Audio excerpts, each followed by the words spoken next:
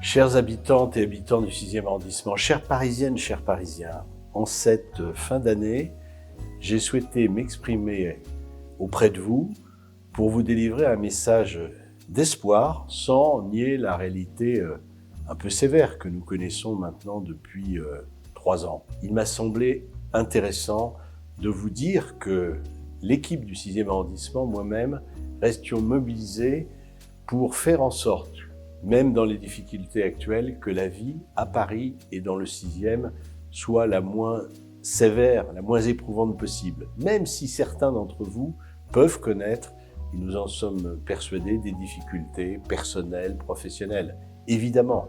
Alors nous faisons en sorte que dans le 6e, au-delà de ces problèmes conjoncturels, nous continuons à faire que la vie soit moins difficile qu'ailleurs.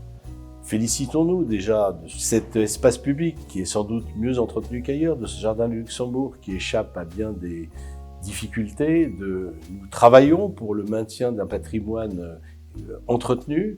En matière de santé, nous allons faire en sorte que nous soyons mieux protégés. Nous allons essayer d'aider les professions libérales à s'implanter dans le 6e arrondissement. Et puis, nous aurons au pavillon Tarnier un institut pour la santé des femmes qui sera créé au cours des prochaines années. Les universités ne sont pas non plus oubliées.